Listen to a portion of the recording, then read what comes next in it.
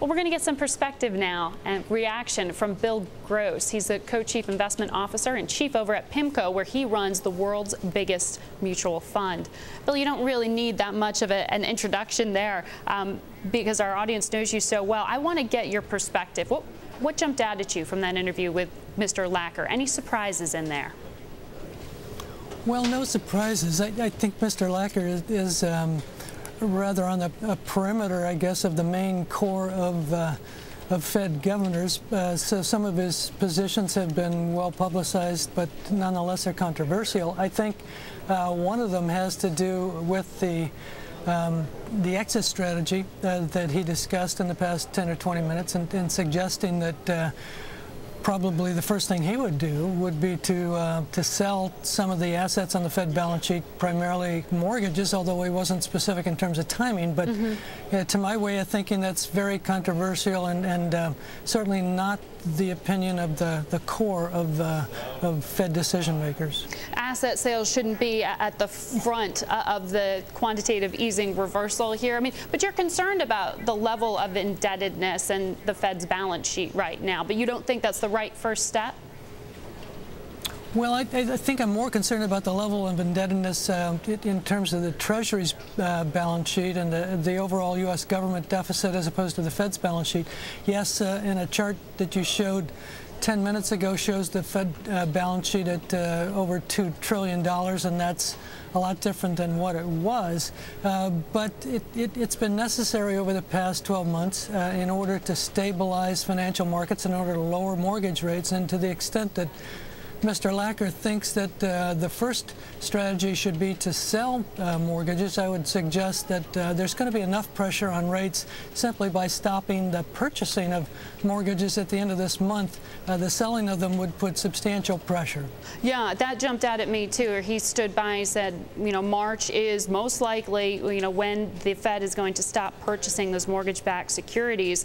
And there are plenty out there who say that you look at a steepening yield curve, and that means that mortgage rates are also going to continue to go up at just the wrong time for consumers when the Fed stops purchasing. I mean, what level of concern should we be having about the possibility of this?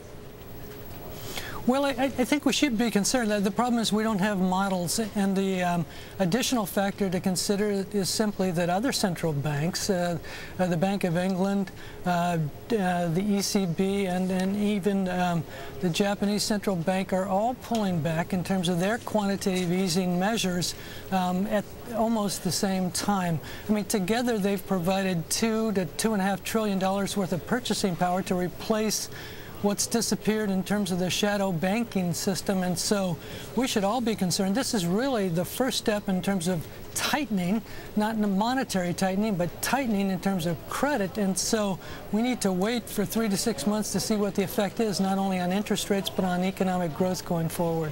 So another 3 to 6 months past March to see just how the market can digest that move. Yes.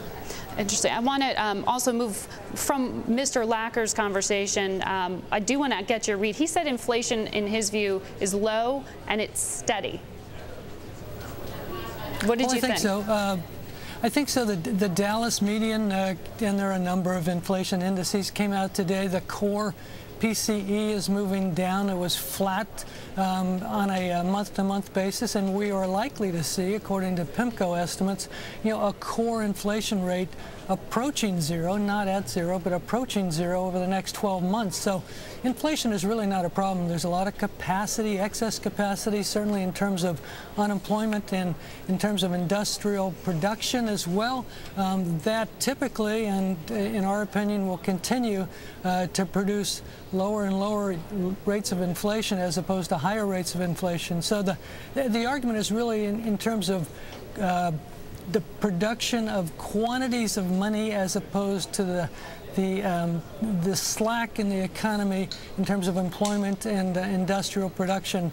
We lean towards the latter as opposed to the former in terms of an important influence. You know, something that we didn't discuss with Mr. Lacker, but is still very much of interest to the marketplace around the world, is what's happening in Europe with the fiscal situation in Greece in particular. I know in looking at the PIMCO Ring of Fire, you've got Canada and you've got Germany in sort of safe territory within that. But given that the expectation is that Germany would be helping to bail out Greece in some form, that there would be European intervention with probably Germany at the forefront of that, does that make you more apprehensive about the bet on Germany here? Well, I think it does. We would prefer to see a lower bailout as opposed to a higher bailout. The number mentioned this morning, at least, has been in the €5 billion category for Germany alone, a larger package in terms of the total.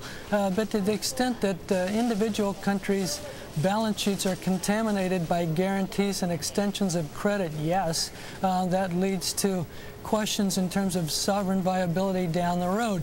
The United States has a substantial portion of its own balance sheet contaminated by agencies, Fannie and Freddie and the like, going forward. So Germany's not alone. Canada's probably in the best shape in terms of all of those guarantees and contingencies. And so, PIMCO and the rest of the world can't all buy Canadian government bonds, but it's a start.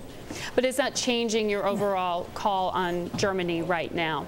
It's just something you're watching? I don't think so, because Euroland in Germany itself are moving close to the zero line in terms of economic growth and certainly lower in terms of inflation, and that puts the ECB on hold. What we would do in Germany is basically buy the front end of those yield curves that are predicated upon the potential for the ECB to raise rates. We think that that's certainly not the case. They won't lower rates, but simply keeping the rate at 1%, should lend support to the front end of those yield curves. And as I mentioned, they're a better sovereign risk, certainly in terms of Germany and France, than some of their competitors, such as the UK. Lastly, Mr. Gross, I was reading your investment outlook today, and you were saying that kings and serfs are beginning to share the same castle, as you put it, in terms of what sovereign debt yields look like and corporate bonds. Explain that to me. Well, sovereign bonds, to some extent, are moving into credit space. That's what that means. It means that, for the perfect example, it means that Greece, 6 months ago, where an investor in sovereign space would have been dependent upon interest rate changes and monetary policy, is now dependent more on the credit worthiness of the country. And so there's a morphing, there's a transition between interest rate space, which sovereign credit's presumed to be in, into more credit space where the viability of the country is at stake. And so we see interest rates moving from 70 basis points to 400 basis points over in Greece, simply based on the credit. And we have to leave it there, sir, but very quickly before we go, are you still standing by your call that interest rates in this country are going to stay at 0 through 2010? Well, I think certainly in 2010, I mean, the interest rates in this country are dependent upon inflation, inflationary expectations, and as Mr. Lacker might have mentioned, the rate of economic growth and the slack of it. None of those conditions have changed, for the negative, and so the Fed should be on hold for at least 2010. At least 2010. Thank you so much. Bill Gross joining us this morning.